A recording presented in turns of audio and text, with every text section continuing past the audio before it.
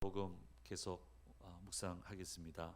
복음서 중에 유일하게 예수님이 예루살렘으로 연속 올라가셨다라고 하는 것을 기록을 하고 있습니다. 우리가 이미 말씀 들은 것처럼 첫 번째 예루살렘 행은 그 태어난 그 결례를 하기 위해서 부모님 품에 안겨서 예루살렘에 올라가시게 되었고요. 두 번째는 본격적으로 율법 수업을 시작하는 나이에 유월절을 지키시기 위해서 예루살렘에 올라가셨습니다. 이 본문 말씀을 이해하려면 두 가지 이스라엘의 관습을 우리가 이해를 해야 됩니다. 율법 배우는 절차가 있어요. 그러니까 대략 평생 배우는 거지만 이 유아기 청소년기 시절에 4번에 걸쳐서 율법을 배우게 되는데 6살 때 배우는 부분이 따로 있고요. 10살 때 배우는 부분이 있고 12살에 본격적으로 율법을 배우기를 시작을 한다고 그럽니다. 그리고 18살이 되면은 이제 업데이트된 성인들이 보는 그런 율법서를 공부를 한다고 합니다. 그러니까 율법서를 4번에 걸쳐서 4단계로 나뉘어서 배우게 되는데 12살에 예수님이 예루살렘 성에 올라가셨다. 그 다음에 또 하나 이해돼야 될 것은 절기입니다. 이스라엘의 남자는 새 절기에 예루살렘에 와서 하나님께 예배를 드려야 됐습니다. 유월절, 오순절, 장막절인데 멀리 있는 남자들에 한해서만큼은 유월절 한 번만 오면 될 수 있게끔 그렇게 규례가 되어 있었습니다. 그러니까 이런 배경 하에서 예수님이 예루살렘에 올라가셨는데 이 숫자를 우리 여러 가지 해석서를 보면서도 좀 믿기지가 않아요. 6월절 되면 100만 명이 모인답니다. 제가 우리 담임 목사님만큼은 안 가봤어도 이스라엘을 좀 갔는데 정말 많아서 막 밀려 다니는 경우도 있었지만 100만 명은 그 좁은 길에 상상이 안 돼요. 그러니까 거기 모였다가 아이들 잃어버리는 것은 비일비재하고요. 그러니까 사흘길을 이제 모임을 하고 가는데 예수님도 소년 예수님을 잃어버려 가지고 부모님들이 그래서 아이를 찾으면서 예루살렘에 올라갔다. 이건 이 당시에 이런 일이 있었다는 거예요. 그런데 성전에 가 보니까 이상한 광경을 본 거예요. 소년 예수님의 이해도 이게 굉장히 놀랄만한 수준이었다.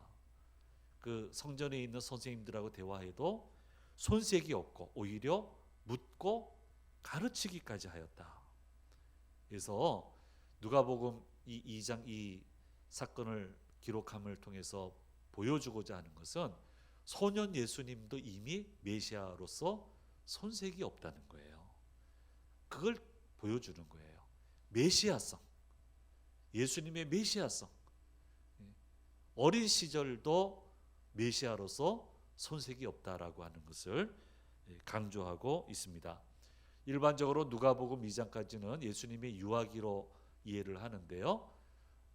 12살 이 내용이 들어가므로 유아기도 아니다라는 그런 얘기를 하는데요. 하나님은 누가를 통해서 치밀한 이 구조 계산을 하고 이것을 기록을 하고 있는데 예수님을 성전과 연결하여 소개를 하고 있고 또 성경의 지혜로운 해석자이다라고 하는 것을 2장을 통해서 그렇게 치밀하게 설명을 하고 있습니다. 그래서 52절 말씀의 결론부로 얘기를 합니다. 예수는 지혜와 키가 자라가며 같이 읽겠습니다. 예수는 지혜와 키가 자라가며 하나님과 사람에게 더욱 사랑스러워 가시도다. 그러니까 예수님은 이상한 분이 아니라는 거예요.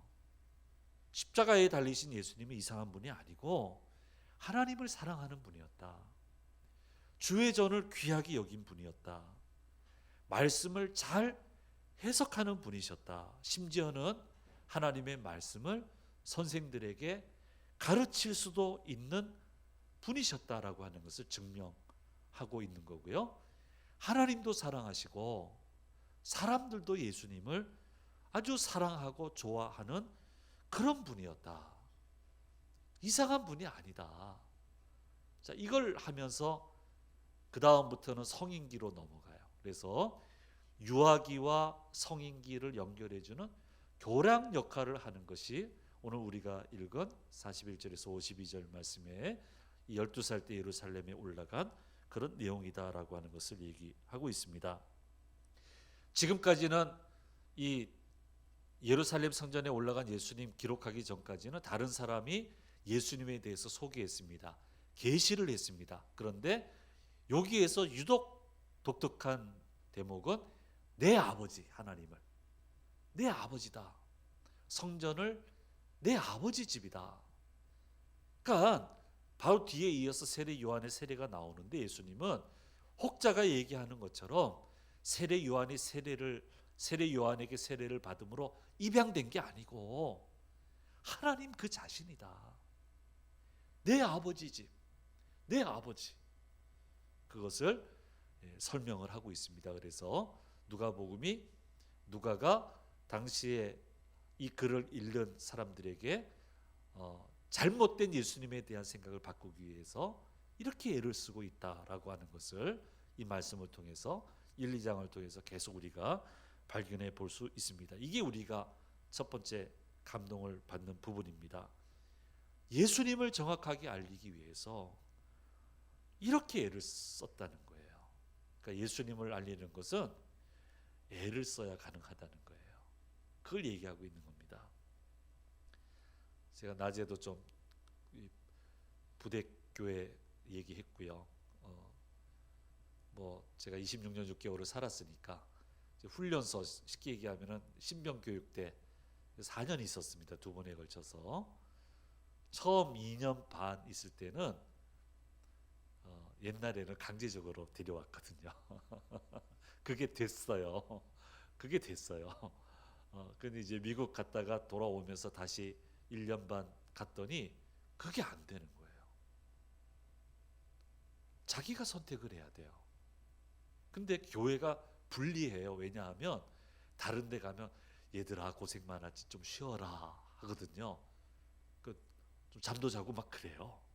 근데 교회는 집사님들이, 장로님, 권사님들이 봐주질 않아. 어떻게 하든 복음으로 무장시켜서 내보내야 된다고 오는 순간부터 분류를 해서 성경 공부, 복음 제시, 예배 끝나면서 또 성경 공부, 그리고 내보내니까 불리해요.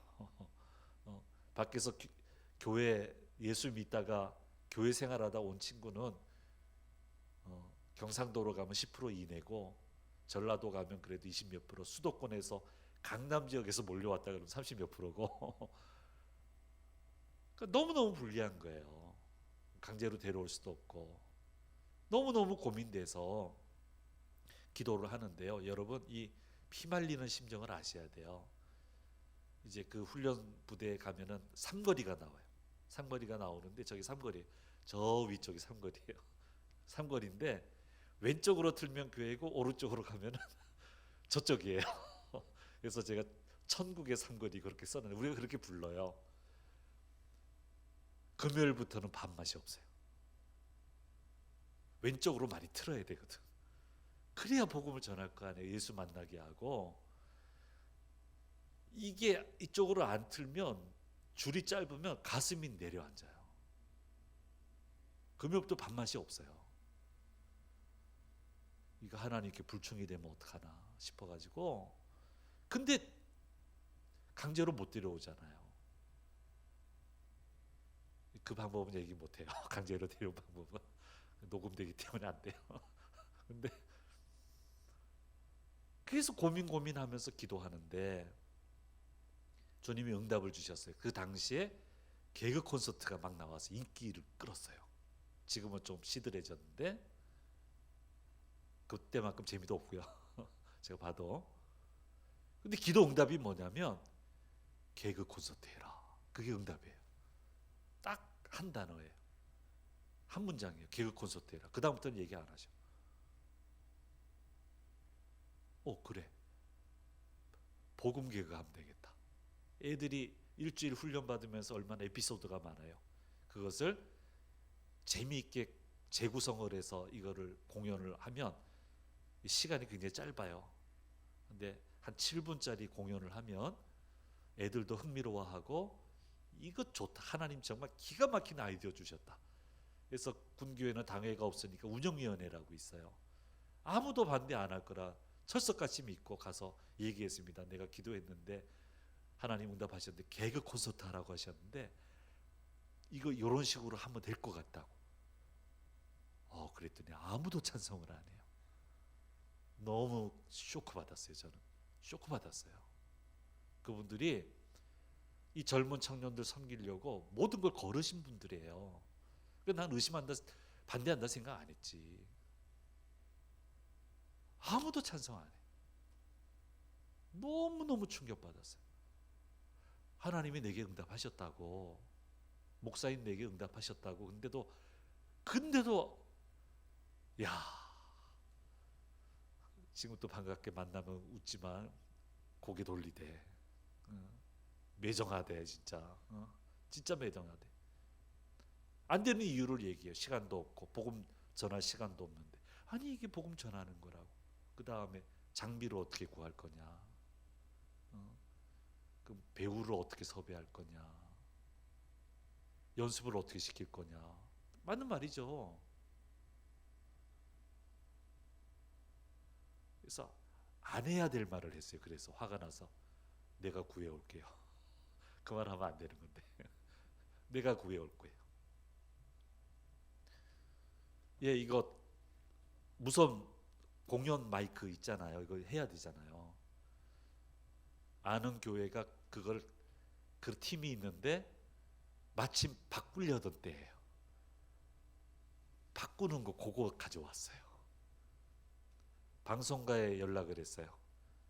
크리스찬 극작가들이 있을 테니까 여차 하니까 대본을 좀 써주고 효과음을 달라고, 비용은 달라는 대로 줄이겠다고. 교회에서 나올 일은 없고 내 주머니에서 나가야지. 근데 돈 안 받고 줬어요. 그 다음 배우요. 가만히 생각해 보니까 지금은 잘 안 합니다만은 학생회가, 그때는 학생회가 문학의 밤을 했어요. 그때 연극했잖아요. 데려다 놓고 밖에서 교회 다닐 때 연극해본 사람 손들어 그러면 그때 말 잘 들어요. 손 다 들어요.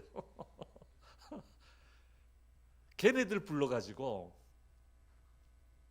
배우로 캐스팅하고 초코파이 한 상자 주면 끝나요. 이래가지고 하는데요. 너무너무 애들도 재밌어하고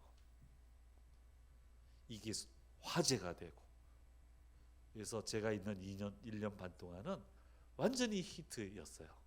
이거 보려고 막 몰려오고. 길이 있어요. 하나님은 길을 내세요.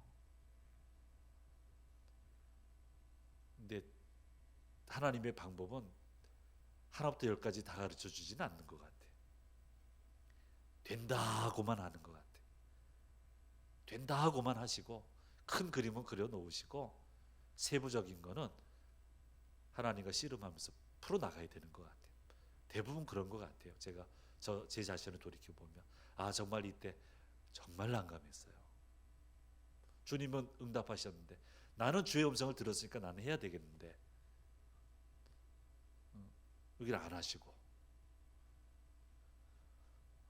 지금도 하고 있는지는 저는 모르겠어요. 어쨌든 그때는 그게 유용했어요. 예수님 그냥 믿어지지 않습니다. 악한 마귀가 가만두지 않습니다. 예수님의 능력이 펼쳐지는 거 그냥 되는 거 아닙니다. 악한 마귀가 그게 펼쳐지게끔 놔두질 않습니다. 그래서 정말 애를 써야 돼요. 스스로 피곤해지지 말고 지치지 말고 애를 쓸 때 복음을 전할 수 있고 예수님 전해서 영혼을 건질 수 있고, 그렇게 애를 쓸 때 하나님의 역사가 우리 삶 가운데 구체적으로 펼쳐져서 하나님이 주시는 놀라운 승리를 경험할 수 있게 되는 거예요. 다 고통의 바다를 건너야 돼요. 안 건널 방법이 없어요. 근데 중요한 것은 건너가면 되는 거예요. 넘어가면 되는 거예요. 그거는 하나님이 해주시는 거예요. 그래서 믿고 쓸고 찾아야 되는 거예요. 예수님을 당대의 사람들에게 전하기 위해 이토록 애를 쓰는 모습을 보면서 우리도 도전을 받아야 됩니다. 전도는 예수 믿는 사람들이 영원한 부담이에요. 다 부담스러워요. 저도 부담스러워요. 늘 힘들어요. 그러나 주님 부르실 때까지 그건 숙제예요. 내가 속한 분야에서 이렇게 애를 쓰면서 주님을 증거하고 주님을 나타내고 하나님 살아계신다고 내 생활을 한번 보라고 하나님 안 살아계시면 이게 되겠냐고. 저 많이 들었어요. 저 사람은 하나님이 도우시는 사람이라고. 안 믿는 사람이 하는 얘기 들었어요. 저 사람은 하나님이 돕는 사람이라고.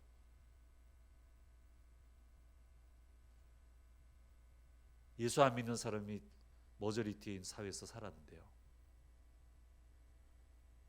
애를 써야 된다는 거예요. 내가 아무 말 안 해도 내가 예수 믿는 사람인지는 알 수 있어요. 식사할 때 기도하며 짧게 하든 길게 하든. 그러나 내가 전하지 않으면 예수님을 들을 수는 없어요. 알 수는 없어요. 믿을 수 없는 거예요. 그래서 오늘 낮에 본문이기도 했습니다마는 주님은 전도에 미련한 것으로 구원하시기를 기뻐하셨다. 고린도전서 1장 21절 말씀 같이 한번 읽어보도록 하겠습니다. 하나님의 지혜에 있어서는 이 세상이 자기 지혜로 하나님을 알지 못하므로 하나님께서 전도에 미련한 것으로 믿는 자들을 구원하시기를 기뻐하셨도다 말씀하고 있습니다. 그래서 이 대목에서 이 누가의 이 애씀을 여러분 마음에 좀 간직하시고 우리도 애를 써야 됩니다.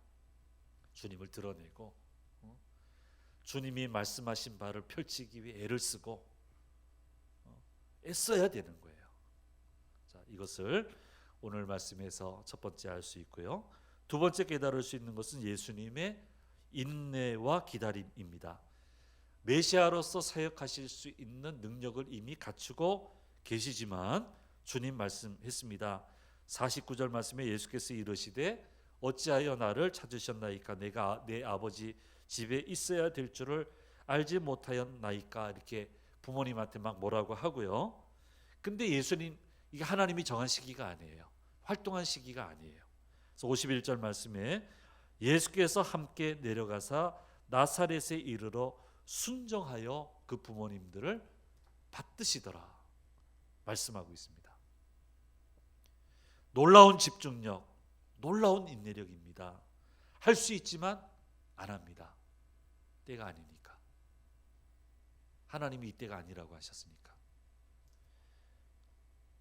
인간적인 말로 표현을 하면 무서울 정도의 집중력 있는 순종을 통해서 예수님은 구원의 사역을 이루어 가셨습니다. 역사는 여기 있습니다.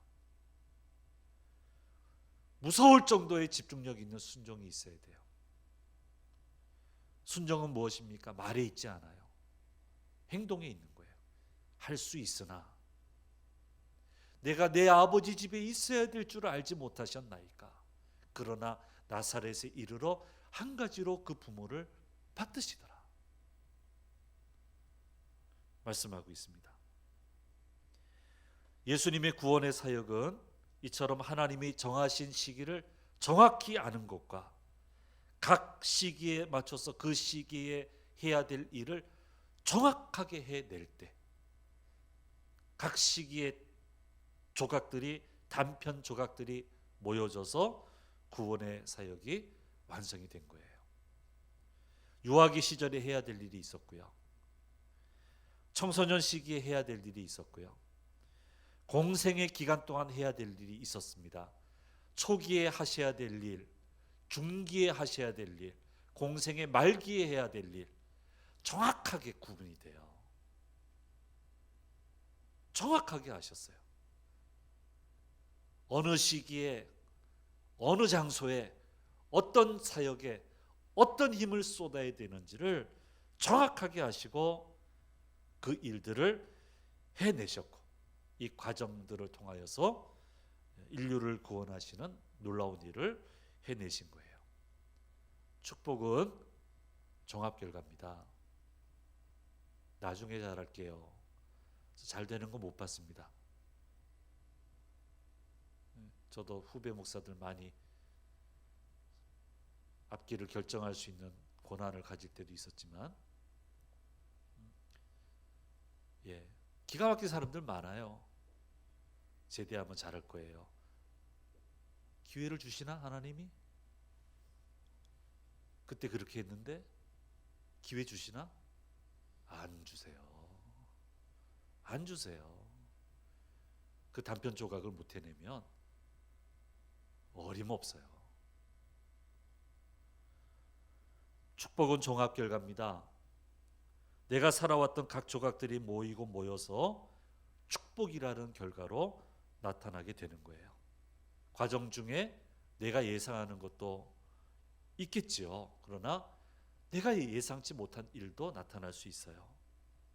때때로 내게 다가온 삶의 자리가 축복이 아니라 재앙이라고 생각될 때도 있을 거예요.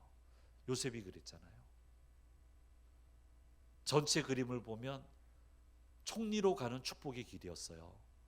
노예로 팔려가는 게, 죄수로 들어가는 게. 그러나 그 시기에는 재앙이었어요. 큰 그림이 안 보여요. 보일 리가 없죠. 그러나 어떤 상황에서든지 때를 아시는 주님을 굳게 믿고 단편적인 상황들의 주님께 무서울 정도의 집중력을 가지고 순종하는 마음으로 갔을 때 그 시기가 헛된 시기가 아니었어요.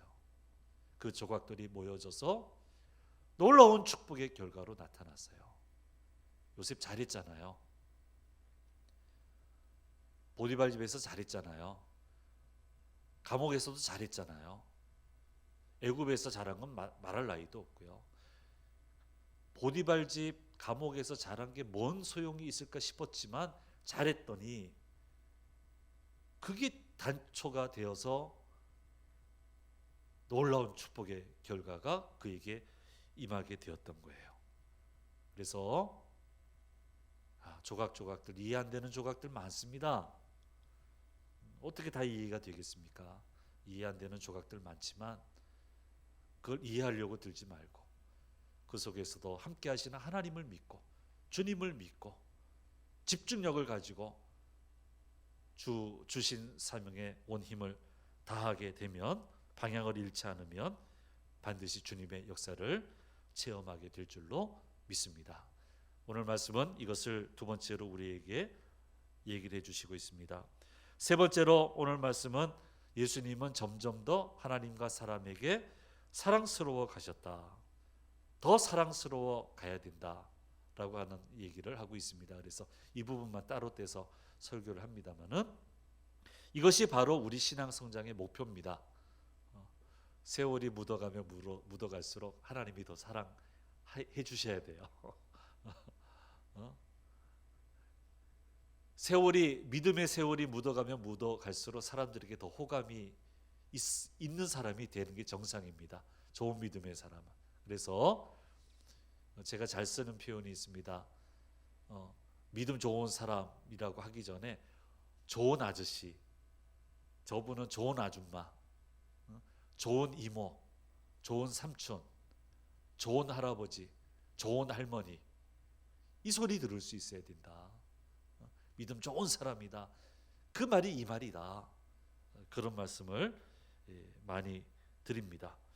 그래서 영육간에 점점 멋있는 사람이 되어야 된다. 이게 우리의 목표다. 하나님과 하나님에게 사랑받으면 사람도 호감을 가지게 돼 있습니다. 하나님 뜻대로 하는데 어떻게 호감을 안 가지겠습니까? 건강의 측면을 생각해 본 건강은 우연의 산물이 아니라 의료의 혜택에 의해서 물론 주어지기도 합니다만은 그걸로 결정된 게 아니고, 미국의 알렌 덴버라고 하는 분이 사회지수 연구라고 하는 논문을 쓰셨는데요. 건강을 좌우하는 결정적인 요소는 생활 양식이다. 이렇게 얘기를 했습니다. 한 사람의 생활 양식이 건강을 결정하고 건강하지 못한 생활 양식을 따라 살면 그 사람은 절대로 건강해질 수 없다. 진리를 쫓아가면 왜 건강해집니까? 생활 방식이 건전해져요. 모든 게 건전해져요. 생각하는 게 밝아요. 마음의 찌꺼기는 오래 두지 않아요. 내가 감당 못하는 거 가지고 며칠 밤 새우지 않고 그 대신 기도해요. 얼마나 생활 방식이 건전해요. 그러니까 건강한 거예요. 영육이 건강한 거예요. 때로 육이 못 쫓아와도 영이 건강하니까 얼마나 많은 일들을 해냅니까? 예수님은 진리를 따라 사시고 성장하셔서 몸과 마음 전체가 균형이 잡혔고 양질의 삶을 살아가실 수가 있었다라고 하는 것을 오늘 말씀에서 저와 여러분에게 가르쳐 주시고 있습니다. 2장까지 오는데 굉장히 힘들었습니다. 여러 주를 왔습니다. 아주 세세하게 지금 우리가 왔는데 오늘 우리에게 주신 말씀 여러분 마음에 새기셨으면 좋겠습니다. 애를 써야 된다는 거, 인내와 기다림, 놀라운 집중력, 놀라운 인내, 무서울 정도의 집중력 있는 순종, 점점 더 하나님과 사람에게 사랑스러워 갔다. 얼마나 멋진 삶입니까? 이런 멋진 삶이 여기 오신 모든 분들의 삶이 되고 우리 하나님 기뻐 받으시는 귀한 인생 전체가 되기를 간절히 소망합니다. 기도하겠습니다. 아버지 하나님 감사합니다. 누가복음 또 2장의 마지막 부분을 통해서 우리에게 들려주시는 말씀을 들었습니다. 이 말씀 꼭 붙들고 주님 조각조각들이 모여 축복의 결실을 맺는 그런 복된 삶을 살아가는 저희들 되게 하여 주시옵소서. 하나님과 사람에게 더 사랑스러워 가셔서 놀라운 역사를 이루신 주님처럼 우리도 주님과 사람에게 더욱 사랑받아 그렇게 성장하여 놀라운 아버지 하나님 결실을 거두어드리는 생을 살기에 부족함이 없도록 도와주옵소서. 힘들고 어려운 조각들 주님 두려워하지 말게 해주시고 집중하게 해주시고 아버지 하나님 이것이 무슨 소용이 있을까 하는 조각들도 나중에 합력하여 축복의 조각이 되는 그런 역사를 저희들에게 허락하여 주시옵소서. 한 주간 시작하오니 주의 이름으로 능히 승리하는 복된 한 주간이 되도록 인도해 주시옵소서. 감사드리고 우리 주 예수 그리스도의 이름으로 기도드립니다. 아멘. 지금은